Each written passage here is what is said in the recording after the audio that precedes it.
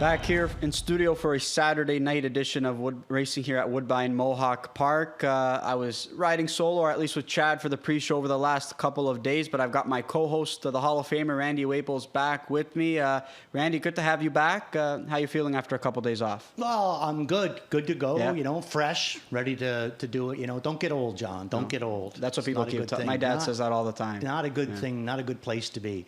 No, but a good place to be is here. Obviously, always an action-packed night of racing, but we were looking forward to the return of Chantilly, and as Chad alluded to before he announced the changes, was no Chantilly. She will be scratched tonight from this gold, and as long as she comes back in tip-top shape, that's all we can ask for as racing fans. But, obviously sucks when we never get to see her in action. Yeah, that's the big thing, with her is, as disappointed as, fans are, guys like, you and me and the fans and the handicappers out there. Imagine how the people that actually have Chantilly and they don't get to race her. Last week, they didn't get to race her for, 350, the final. This week, it looks like, really should be 1-9.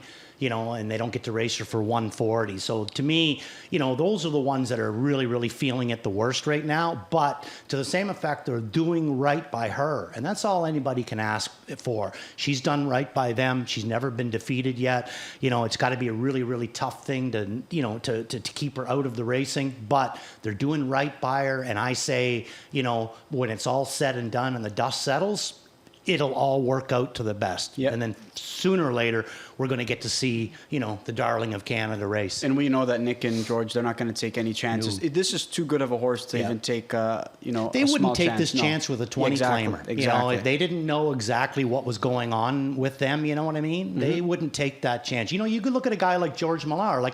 He's got a gorgeous farm up there. He's got a big nut to cover all the time. But yet, how many times have we seen him send horses down to Mike Bishop to get them swam? Best thing for them, so I'll pay another training bill on this one. You know what I mean? When I got, I got my own farm that I could do stuff, but it's whatever is best for the horses. That's where I've always gotten, whether it be George or Nick, it's always what's best for the horses. And obviously, of course, we won't be seeing her in action tonight, but it's a good opportunity for her rivals, right? This it makes the gold kind of more wide open. I know that Wicked Pace, she's been kind of second best in the division, throughout the last couple of years, but it's going to open up an opportunity for a lot of other rivals. Millie Mae Hanover, she was a runner-up to her in one of those SBOA events too, and Perfectly Chic, who was fifth last time up, but she also could come up with a big effort. So, like I said, I think somebody's going to have to step up with a big effort. So I'm curious to see who it's going to be. Well, and the big thing is that we hope somebody steps up. Yeah. You don't often get this opportunity. If you're one of those guys that's got the outside tonight,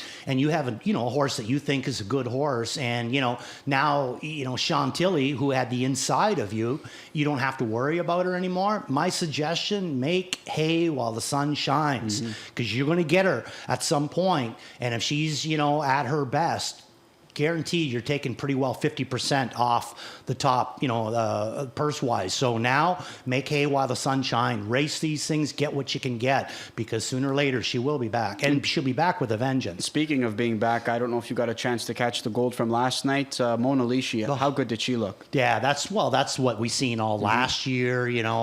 She kind of showed a little bit of a glimpse of it qualifying, but never really showed it in the race just yet. She was beating them, but that's just because she's so much better than the rest of them, But just not that kind of, but boy, oh boy, did she look. And when it I really kind of noticed it was in the post parade. Yes. In the post parade, she looked amazing out there. And you knew right off the bat, whoa, she's back, and then the way James raced her, the way she was so full of herself, on the end of it, they could have went around 3 times. They weren't going to beat her. And that's the thing, they often say that the front isn't where they want to usually race her, but it didn't matter how they raced her last night. She was going to get the job done in a division that we thought was going to be maybe or consist of some parity all throughout the year.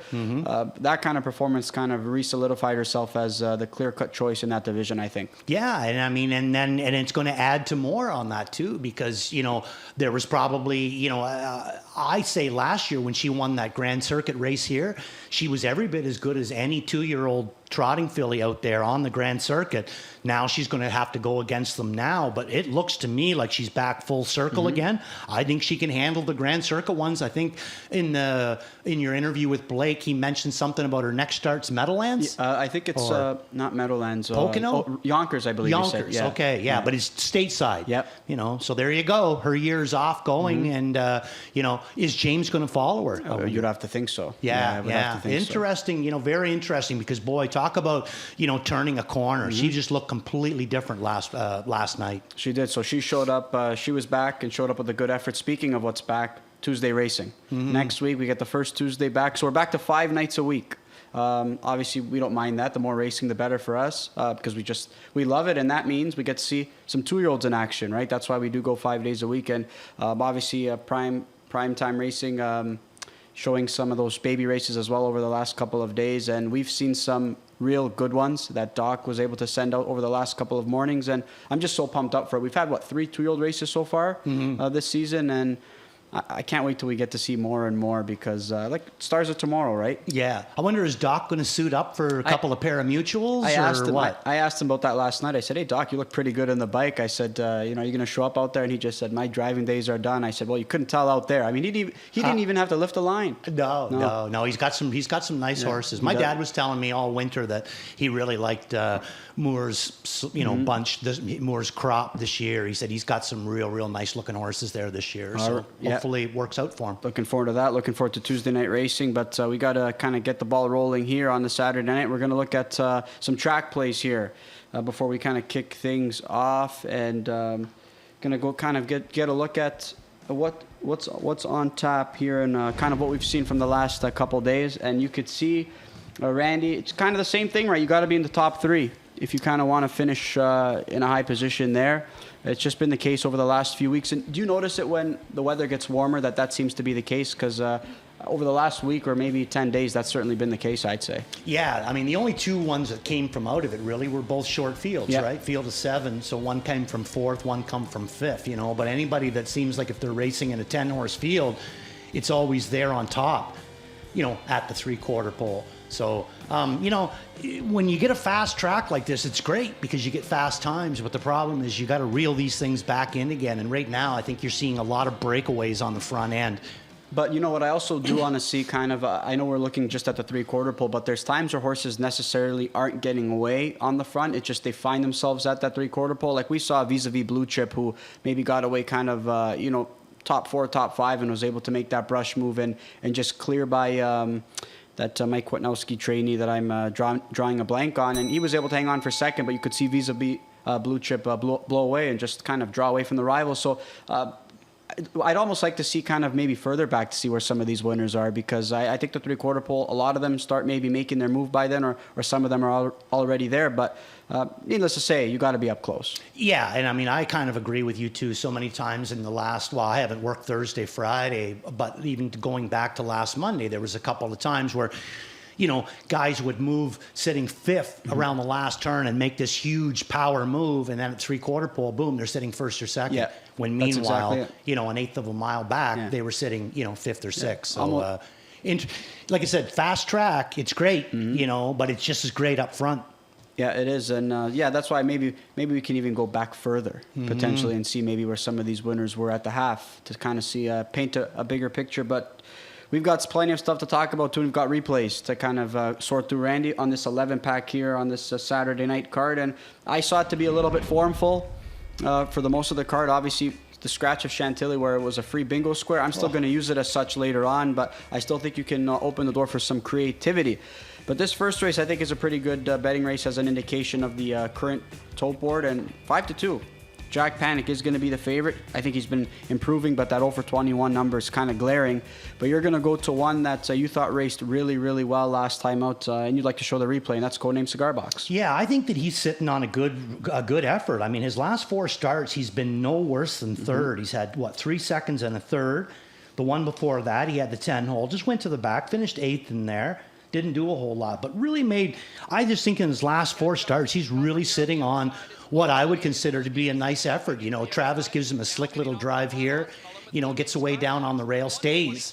down on the rail around the last turn, and then just makes a slide out over into the second over position. I'm pretty sure that's Jack Panic right there.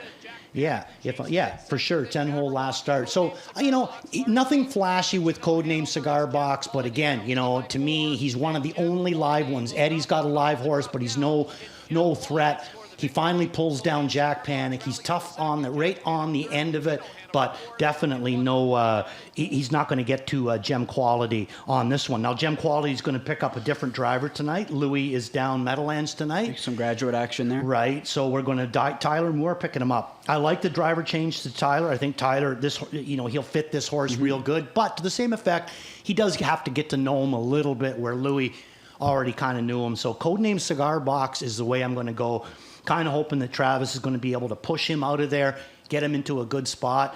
And like I said, I think he's sitting on, a good effort. And I'm pretty sure I'm going to get a not bad price on this guy. He's going to be my worth a look. 4-1 right now. I think that's a fair price and what I think is a competitive race to kick off the card. And like you said, what I like though is that we're so accustomed to seeing him coming from off the pace, and that's likely what we're going to see from him, with a target to chase. But if he can leave out of there if need be, and we saw that and 2 starts cut back. Exactly. If he wants to, he can. But in this race, I think there's going to be plenty of speed to chase. I don't think Travis is going to want to do the chopping here tonight. I think he's going to want to be chasing. But we have seen that some of those rivals that he's been chasing, sub 50 miles for Gem Quality and Van Diemen Blue Chip, and he was left a little bit too much work to do while he was closing well. I think you want to be a little bit closer, maybe be in a little bit of a better spot, I'd say, because those two got away on them. Where'd you go? You know what? I went to Gem Quality again to repeat. I could see that. I'm trying to beat him. I think that sometimes, to your point, is that when Tyler Moore picks up a drive on a horse that is live, you get a little bit of a better price than maybe some of the regular drivers. We've seen that with Poseidon Sealster. When he was sitting behind him, it would be outside draws, and Tyler Moore would just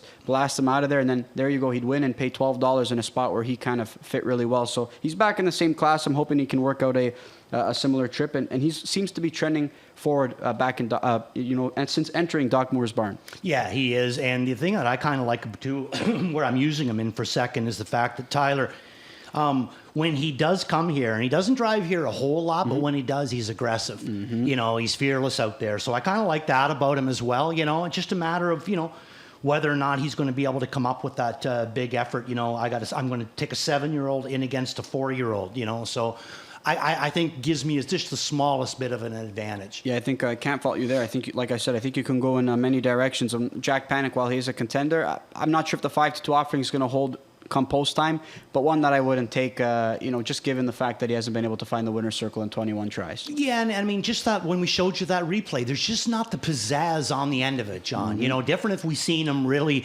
pacing hard, holding horses off, catching horses on the end, but he just seems like he's kind of going through the motions right now. All right, there's our thoughts race number 1, and we're going to move on to race number 2, and Chad touched on, we've got some grassroots action, and that's what this race is going to consist of, a field of 8. And Randy, you weren't a believer maybe last time. Last 2 times. Last 2. Neither was I from the 10 hole. But he's been racing really well all season long, and that's Silver Walls. And tonight you're not going to be going against him. Tonight you're going to be all in on this guy and expecting a pretty good effort. Yeah, I mean, I'm hoping for Randy's sake there that I'm not the jinx for Dennis Morrissey or Dale Hunter. I wouldn't want to meet either one of them in a dark alley, to tell you the truth. So I'm hoping that I'm not putting the jinx on this guy. But it took me a while. The first week, I thought it was a really good effort from the 10 hole, but it took me, last week even, I used a couple of other horses in there. I think I used SOS Sports Bet up on top, but he's just too much right now. I mean, I'm not going to say that he's got a real nice way of going. He's got, he seems like his right front loves that left knee. He kind of pops off of that once in a while, but my goodness, his guts are good. He wants to win. He tries hard. He can take a ton of air. There's just too much to like about him right now. I'm going to put him up on top. But Bruno, no, I think could also come up with a big effort in here as well. That was a nice one for him in his last start. He had the 10 hole in there. He was a winner the week before in the same class, but last start has the 10 hole.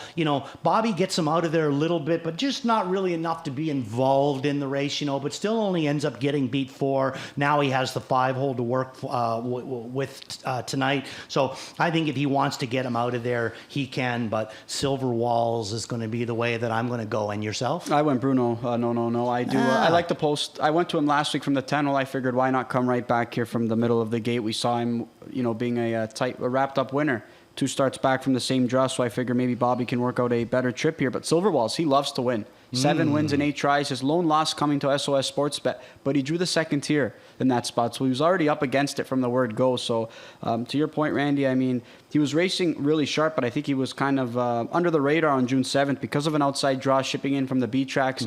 People probably figured he probably can't contend from the outside, but he proved a lot of people wrong, and you got $60 plus winner out of it as well. Yeah, like I said, 2 weeks in a row I tried to beat him, and at no point have I even got close to being able to beat him. So I'm jumping on the Silverwalls bandwagon as of tonight. Let's see if the momentum can keep rolling for Silverwalls, and we're going to move on to race number 3, and we've got more pop-up series action. Free Randy. square. Free square. I think that's perfectly said. Free square. I think you could say the same about a couple of the pop-up series. Obviously, gets you kind of more field as well, but sometimes you get horses who fit this pop-up who just lay over on paper. We saw that in the trotting division with Willow Time. We've seen that in some other divisions as well. We're going to see that here as well tonight on a couple different occasions, and I think Cold Creek Queso, I think he's going to have a good opportunity to get his confidence back, Randy, and it's going to be awfully tough to beat him. Did you even try to? No. Yeah. No, I love the horse anyway. You know, I mean, he's just a really, really nice kind of horse, and I like the fact that James McDonald is kind of sticking with him right now in his last couple starts. So last week, John, he obviously had a set of flip-flops on because they're coming off tonight. They're going to go from the flops to a set of steels up in front. I had him down as a very good race in this race, and you can see right now on the outside, he's going to start to make some ground up for James McDonald. This guy's got 2 different styles of racing, too. He can race from off the pace. He can chop. I myself liked it a little bit better when he's covered up. I think he's just a little bit more interested in there. So the floppers are going to come off this last start in non-winners of 17,000. Some people would say, you know, well, it really wasn't that, you know, impressive of a start. But then you look on the last quarter, and he paced the last quarter in 25-3. Yep. Last half in 53 and change. Overall mile of 50. I say that he is real back, close to being back to where he should be. And like I said, Murray Breather going to take the flip-flops off of him tonight, going to go to a set of steel shoes up in front, making him a little bit quicker.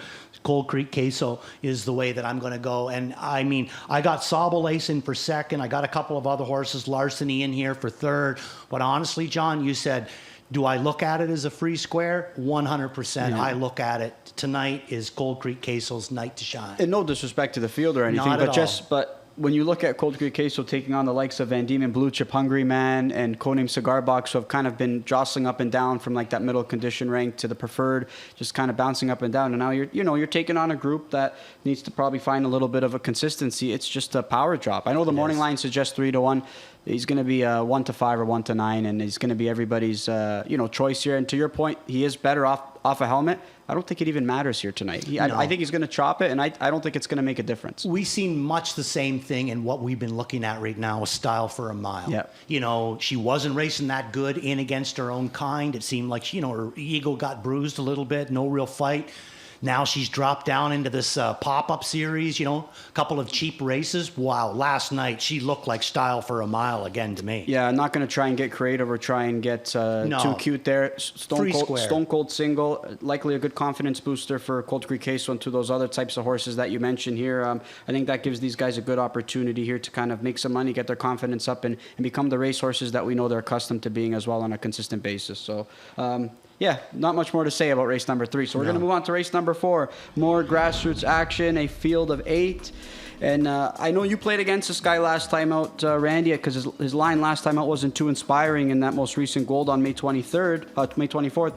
But ready for prime time, he certainly was ready for a big effort last time out, winning in 50-2. And off that effort, I couldn't play against him. How about you?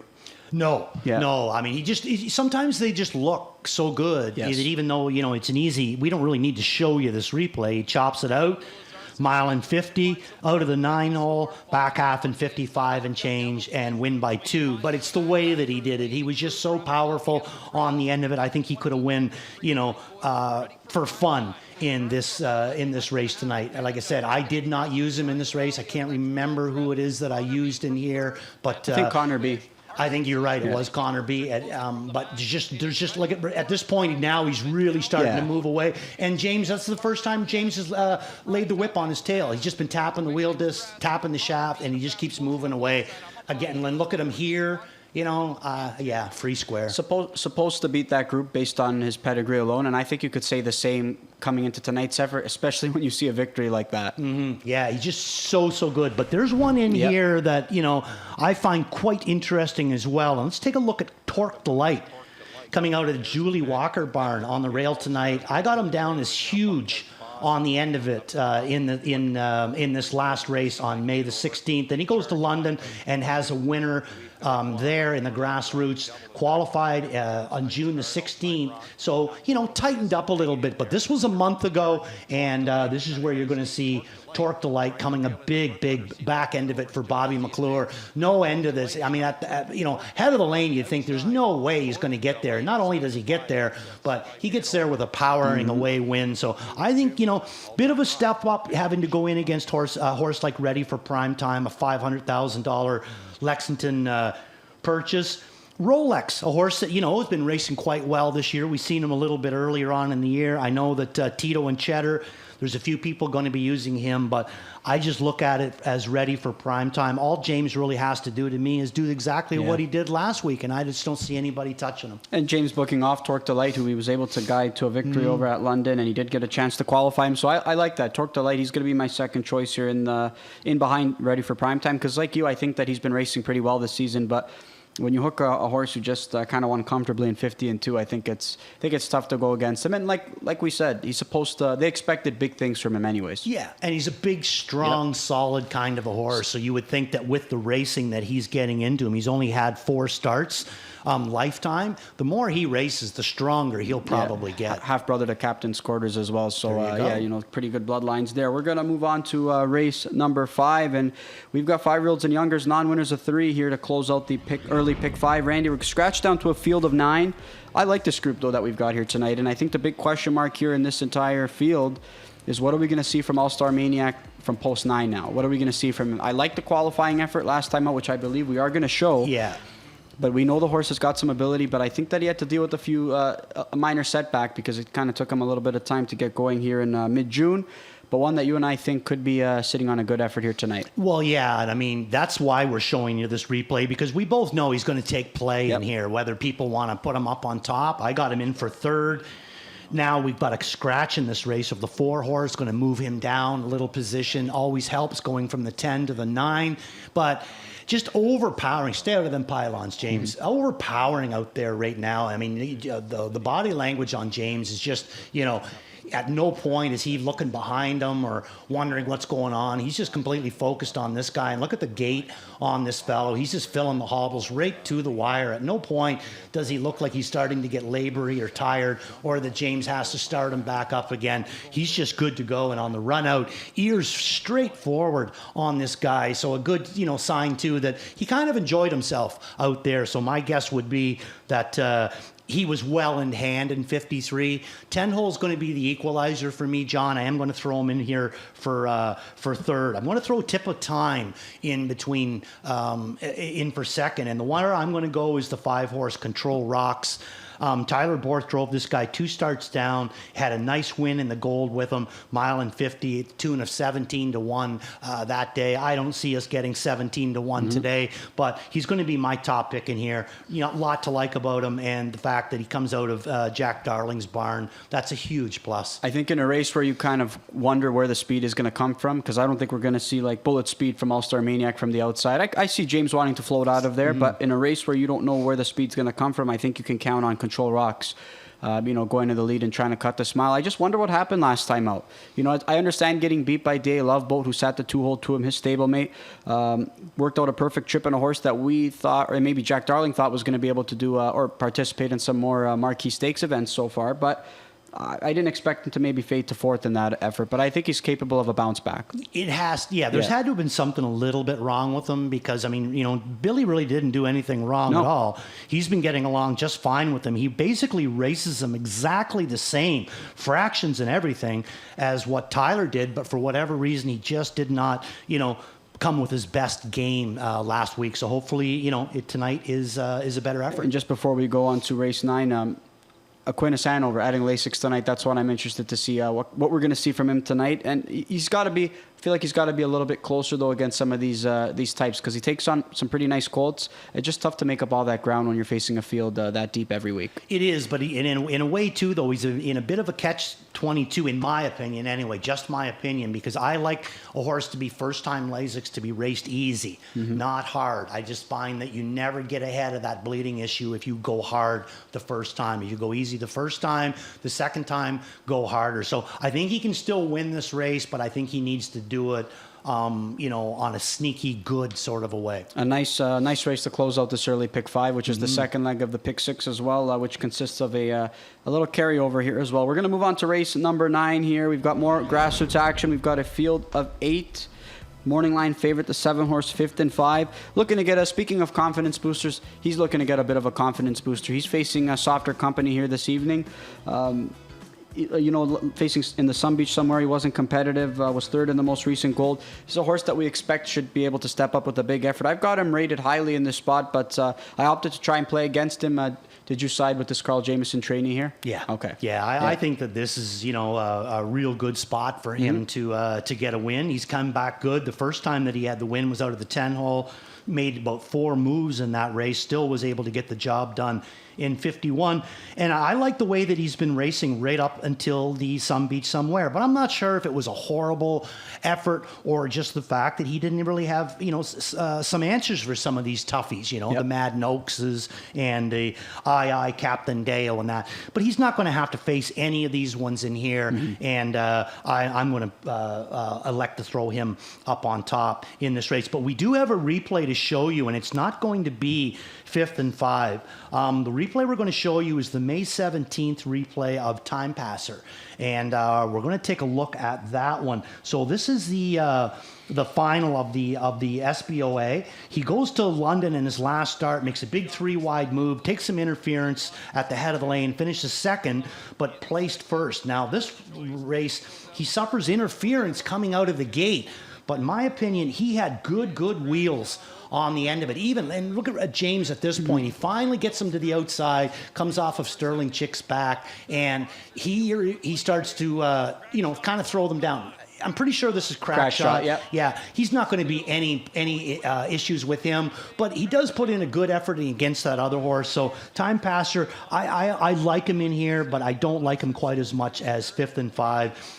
SOS Sports Bet, is that the way you went? I went. He's going to be my best bet tonight, and it might be a little bit of a stretch, but I think that was a nice mile last time out going. I think it got stretched out, right? I mean, he paced a mile and 50 and change. He made a brush move to the lead off a pretty quick half, so he had a license to tire, especially transitioning back to the big track. I think this is a horse that could work out a trip, and I think this guy could be sitting on a good effort. To your point about Time Passer, though, 3rd place in that effort behind 2 Gold Colts, right? And then obviously 5th and 5, a guy who's been a colt who's been jostling against some of the best ones that we have in the division for 2 years, right? Yeah. So these are really good spots for a horse like Time Passer, who did win a grassroots over at London when he did get placed up to 1st. And 5th and 5, again, I think should have every opportunity here to find himself back in the winner's circle. But I'm going to just try and take a shot to beat both of them. Okay, other than the one that you threw up, SOS Sports Bet, because you're going to get a price on him. There's no doubt about that. Like, maybe not huge, but you're going to get probably at least 4 to 1. Yep. Give me a horse that you think could win this race and pay like a big price, but really has the ability to get the job done.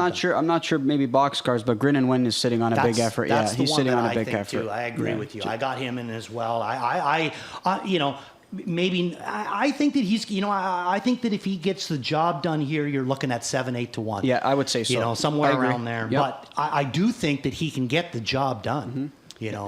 Big movement on the end of it, this guy. Completely agree there. And we're going to move on to race number 10 here. A nice group, a field of 7, Randy, in the preferred here. And all eyes are going to be on the 4-horse Irvin Hanover.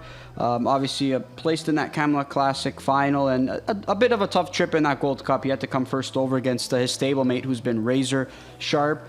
Do you think he finds himself back into the winner's circle here tonight? I think so. Yeah. And then plus, we lucked out as well because Maneri's sending in the Nikes tonight. Yes. He's going to go from steel to aluminum up in front. So, should make him a little bit quicker in there. But, we've all been waiting for the Irvin Hanover to come back in that sort of dominating fashion. I think that tonight he's got a real good chance of it. Last week he was in tough. He raced good, but still in tough in that Mohawk Gold Cup down in London. Did he win the race on his own, or did the judges help him with the disqualification of Brew Hanover? Who knows? But either way, he come up with Still a big a good effort in there. yeah. A good effort Yeah. in there. So now, with those two and a third, his first start back, 2 qualifiers under his belt, middle of the gate in a short field, I say it's go time. Well, he's going to merit a lot of respect, though, obviously, given the post, given who he's taken on. So, and his post, I think everybody's going to want to be following Irvin Hanover. But we spoke about Dave Maneri. He's got another stablemate here in this spot, too. I picked on top to kick off the North America Cup card last Saturday night, and he raced a really big second-place effort. And that's Century Komodo, and you agreed with that effort as well. I agree. So let's take a look at that effort, because that is the replay that we're going to send in here. Irvin Hanover, you can more or less make it out what he's doing on his own right now, and a couple of these other ones too. But to me, this was a really sneaky good effort by Century Komodo. I mean, props to you, John, even for putting him up on top. He went off at 8-1, finishes second in this race, and comes flying on the end of it. It's just right now, Soaring Now is so good with Louis Waugh driving him. I mean, Louis seems to be the difference on him, but again, no complaints with the way that Century Komodo ends up coming up with a big effort for T-Trick. He's the only one making movement on the end of it, and on the run out, more or less right up alongside of him, and I like the way that he looks in there as well. So we're not going to get T-Trick back tonight, but we are going to pick up Bobby McClure, who's also got along very, very well with Century Komodo. So I threw him in for third. What about you? Did you use him back? I used him underneath. I just think that some of these other rivals are a little bit tougher. As good as Century Komodo did race, I mean, Soaring Now did come first up during some quick panels, and he still was able to get like a length or two of separation from him. I think Century Komodo, while he's good, we haven't seen him maybe be over the top or be able to take on the likes of the Irvin Hanovers and the Tarasis. I think he can be competitive to grab a share, but with those two in the mix tonight, I think it's a bit of a tougher ask. Yeah, I mean, it's always interesting, too, though, when you see McClure go against Poseidon Sealster. Because he doesn't do it often, so he's got to the chances, I would think, of Century Komodo tonight. Completely agree, and a race that we're excited for here, the $36,000 preferred pace. We're going to move on to race 11, which is the final race of the night. I think this is this is a pop-up series division here. Yes. This one I think is competitive. You could go so many different ways. Sometimes somewhere's the morning line favorite. I thought his effort June 9th at Grand River was sensational, and he followed it up with a bit of a clunker. He took a lot of support, but he just had nothing to offer. But I think you and I are going to be on the same horse tonight, and one that when we saw Doug McNair pick up the lines for the second time, easy winner, and that's Tricky McWicky, who's going to be coming back to the big track. Fits this pop-up given the purse that he was able to race for over his last couple of tries. And now I think that he's going to have every opportunity to find himself back in the winner's circle. And we're going to see how dominant he was last time he was here over at the big track. Yeah, really, really big effort here for this guy, So I'm going to go back to him. I thought both efforts at Grand River were good ones, 52 and change, 53 and 1 in his last one. Comes back here, picks up McNair again. And in this race here, like non-winners of 3,300, Beach and Lindy, Armor Sealster, a couple of real good old veteran kind of horses. But boy, oh boy. Just look at him look over, eh? Right. Yeah. He was so much the best. And that's basically what he's got to do in here, John. He's got to take on another old salty veteran sometime, somewhere. Probably, if he doesn't go off his favorite, he's going to be pretty close to that. So, that's the big thing with Tricky right now is, can he come back and take on a salty veteran like sometime, somewhere? Again, I say that he can. I think that Tricky McWicky is in a really, really good spot, especially the big thing is making sure that McNair sticks out the night. There's a lot of good things about this race. I think this would be even a good mandatory payout race per se with this field. I think this race would be perfectly suited for one of the pick 5 sequences or pick 6 sequences as well. There's some depth to this field in terms of lots of possibilities. But if you want to take a stand on one, you could get rewarded. But you're going to have to settle for the pick 3 double and the late pick 4 here in this spot. Did you use the 3 horse? I did use him underneath, yeah. Yeah, I used him in for third there. Another one coming in from... That's what the beauty of this race, though, is, John, is that there's a horse like him coming in here showing amazingly good lines, coming in from a barn that we've seen Britt Kennedy bring horses here before, and they've always raced really, really well. Yep.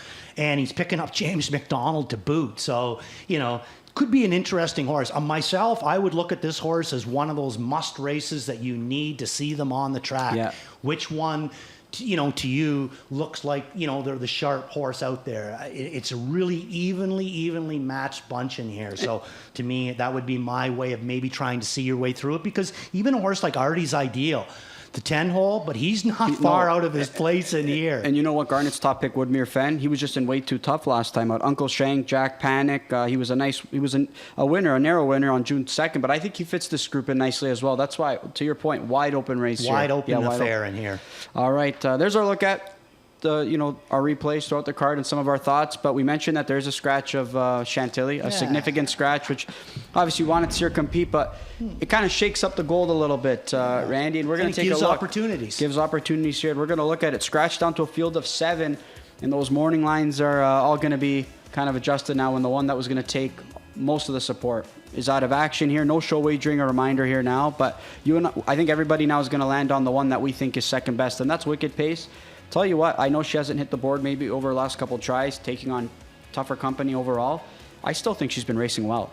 She's been racing really good, but I can honestly tell you one of the biggest reasons why I was putting her right in for second, I honestly seen it lining up that way. Mm-hmm. Chantilly and then Jody on his back with Wicked Pace. Well, it's not going to line up that way now. So, if he gets one in front of him, maybe she's not going to take him as far as Chantilly can take him. Or maybe he's going to have to do the chopping, and maybe she's not going to like it. Maybe she's going to be chopping for somebody else. So I think with the scratch of Chantilly, it really, really opens things up, even though we're all using Wicked Pace in for second. Because I think we all looked at it as the same kind of trip. I think for me, the biggest thing is what are we going to see from Millie Mae Hanover? And this is going to be Doug's first drive this evening. He is at Vernon Downs racing in a Sire Stakes. He's going to be sitting behind the last Martini. So he's going to be racing from race 8 onwards. I think he's got a pretty loaded lineup for him throughout the last few races of the card. But Millie Mae Hanover was second to Chantilly in that SBOA. And then what happened? And then in the maiden race where we thought she was going to probably, dominate in that spot, she was a narrow winner. I know she went first up, but which Millie Mae Hanover are we going to see? The one who finished second to Chantilly in that outing, or the one who just etched out a couple of maidens? That's the whole thing. Yeah. Which one are we going to see? And then, throw a couple of other ones. What about Perfectly Chic? She's not far away. Yep. And then what about the one that JD's going to be picking up because Louis, is out of town? JD gives this one a really, really nice, easy trip, Wicked and Single. Now, see, here's one that I think sneaky good. Right. Mm-hmm. And if Wicked and Pace doesn't like it up on top, or maybe, she's pushed too hard, the fractions aren't to her liking, and somebody's going to come flying out of it, it could easily be this 5 horse. And Diz is, he's getting along with her already, but this is his kind of bread and butter. This is where you see JD in my opinion, come to the front, is when he's got a dangerous horse in racing for money. He makes very few mistakes going for money. If anything, you see him win a lot of his races when they're going for money. Yeah, and I think a really good effort in that most recent gold on May 24th. Missed a few weeks in an overnight race, but I think he's got to be even more excited about the chance tonight, especially with a monumental scratch. Okay, there's our thoughts on the gold, but speaking of pick 5s, we've got 2 of them tonight, just 11 races, so we've got 2. You and I both submitted a ticket. Let's go over your early pick 5, Randy. Okay, so I'm going to start off 3 deep in race number 1, and that's going to be the 2, the 5, and the 7. Hungry Man, dropping down. I wouldn't call that an open last week. It's down as an open, but to me, I wouldn't say that it was an open. Say more like an open 2, the way I would look at it. And then I'm using codename Cigar Box and Gem Quality in there. In race number 2, I'm going to go 3-5, Silver Walls onto Bruno. No. Race 3, it's going to be Cold Creek Queso. I'm going to single that guy. Race number 4, the 1 and the 2, Torque Delight and Ready for Prime Time, the 2 horse being my top pick. And in race number 5, I went a little bit deeper in here. Like I said, I could see, things kind of shaking loose in here and maybe coming up with a little bit of a different play. The big thing is how good is All-Star Maniac going to be his first start out. So I went 5 deep in this race, but using what I think to be more or less the logicals. Couldn't agree more. On my ticket, pretty logical as well, though, Randy. I'm gonna go all in on Gem Quality. I think the horse was an easy winner last time out. I figured you might get a little bit more value. Truthfully, if Louis was back aboard, I think you'd be looking at maybe 3 to 5 again. 5, so yeah. now you're getting 4 to 1 on a horse that beat the same group last time out likely because Tyler Moore's aboard. That's just how the betting public likes to think, and I think, hey, I'm going to take the value because I think this horse is capable. I think Tyler Moore is more than capable as well, and I think he's going to be a repeat winner here. At least I'm hoping. Race 2, I'm going to go 3 deep. Silver Walls, don't want to leave him off. Bruno, no. And Out of Ice, I thought he raced fine last time out. He was 3rd or 4th over. We know he's capable of competing against this group. A pair of singles I'm going to go to back-to-back. Ready for Prime Time and Cold Creek Queso. I'm in agreement with you. I think those are the horses to beat. In race 5, I'll close it out with Aquinas, Control Rocks, and All-Star Maniac. I have to use a horse who I think is going to be a speed threat, and that's Control Rocks, because I think my other 2 horses, there's a chance that they might have too much work to do. But if they are in winning spots, I think they merit a lot of respect late. That's a nice little number there you got going. So what, a $9 ticket for $1? Yeah, I only found $10 under my couch today, so that's all I can muster up. Speaking of, that's my pick 6 ticket, actually. So we got a pick 6 carryover of just shy of $6,000. Last time, though, Randy, when we had the pick 6 carryover on Thursday, actually paid out pretty well. It was $593 for 20 cents, but I thought it was a more than manageable sequence. Horse you liked ended up going off at even money. We both liked that horse. The one that Bob McClure was driving for Shane Arsenault. I'm drawing a blank on the trotter. Ultra Miles. Really good effort. 10 last to 1 time. morning line. Yeah, but I knew we weren't going to get anything close to that, and he certainly. But did you think he was going to be that low? I thought he was going to take a lot of support. I don't know about even maybe money. 2, 3 to 1. Yeah, I mean, I thought maybe 9 to 5 around there, but took a lot of support, got the job done, and then Cora, who you've been on every single week, gets the job done narrowly at 1 to 5. There's the sequence with a handful of chalk and it still paid super, so that's the importance of carryovers. Everything will pay a lot more than you expect because there's some free money penciled into it, but $6 cost. I find this card to be super formful, so that's just the way I like to play it.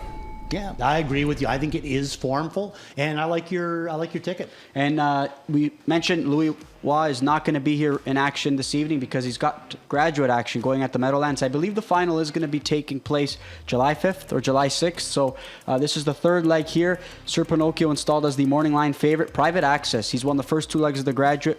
Again, big reason why is when you can put a trotter in position and get, have them in play, good things happen. He was able to hang on for another narrow victory, and he's coming to this 3rd leg super sharp. He is. I mean, nice group that we have in here. I see Aki's got a few in there as well, a couple of real killers. And the Meadowlands on the pace Louis side. having a big night. He's got Nijinsky, who was locked in last time out, still raced well in defeat to Brew Hanover.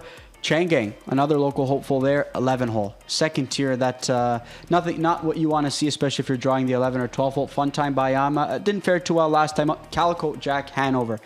He was sensational from the outside in that 2nd leg, Randy. And Tim Tetrick picks up a super live drive. We know the horse had the pedigree and the talent to be a good racehorse, but I tell you what, his 4-year-old campaign, he's really putting it all together right now. He is. Now tell me, who's driving the 1 horse? Is it Braxton? I believe it's Brett Beckwith. Brett Beckwith? Yeah. Okay, because I think that horse... Or is it Yannick Gingras? I think it might be Yannick Gingras. If it's Yannick, yeah. he could come up with a big effort as well. Yeah, so we got the plays of the night, Slick. It is Beckwith, though. It's a live drive, yeah. Still sharp driver. All right, let's look at Starting this. off in race 1, worth a look, codename Cigar Box. Waples Watch is race 3, Cold Creek Queso. All in is going to be Lamborghini Lou in race number 6, and Beat the Fave is going to be stick around till race 11. That's going to be Tricky and Mick Wiki. I'm in agreement on most of those tonight, Randy. And there's my plays board repeat, Gem Quality. I think that he has a good chance to repeat to kick off the card. My wild card, it's Major. We didn't touch on that race though, but a horse. We will when we get up to we will. that A horse that obviously is a wild card by virtue of he's coming in from a different country and he has no charted lines here. We don't know how sharp he's going to be, and he's installed as the 2-to-1 favorite. So he's my wild card, all in. Wicked Pace. I think that's the one I'm going to go all in on, given the Chantilly scratch. And my best bet, SOS Sports Bet race number 9. And we're going to see some other resident handicappers filling in. Ghislaine Piquet, Cold Creek Queso, ready to win. Couldn't agree more. Garnet Barnsdale, Tip of Time, spot play. He's going to get a fair price on that one, in a wide open race. Kevin Plaucha filling in for me on DRF. Again, thanks again for the work. And he had a chance to join me on the show throughout the night, which was nice. Did a great job. Yeah. A young kid who is passionate about the game, and he is going to go Tricky McWicky. So all 3 of us in agreement here tonight. In the 7th race, it's Major. Would it be as much of a problem if he wasn't in Barassa's barn? Because here's the thing. Number one, with me, Barassa's horses are always live. And number two, he can get a ton out of an older, experienced horse that has back class. Renee can get a ton out of them. That's what scares me the most. There had to have been a schooler at some point, no? You would have to you think. Would have, I mean, you're not going to come in unraced here from April 19th. But again, when you got question marks, it can be frustrating for so many, for players. It really can be. But again, you know what? In this situation, like I got him up on top, but I will be looking at his pre-race, what he looks like out there. If he's really sweaty and frighty and stuff like that, maybe I wouldn't like him. But if he's calm and cool out there, let's go. Worst part about that, though, you don't get no multis surrounding him. True. So no pick fours, no pick fives to play. So that doesn't help you if you're playing multi-leg. So you could play different variations.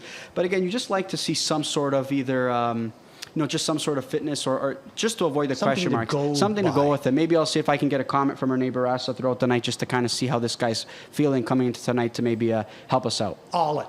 That's it. Hey, yeah, just play all singles and all that race. Oh, exactly. Save a lot of it seems formful enough. All right, Randy, they're getting set to go on the track here for race number 1. Pick 5 pool, $39,000 in climbing, $75,000 guaranteed. Always a great wager, and this should be a great night. Looking forward to it.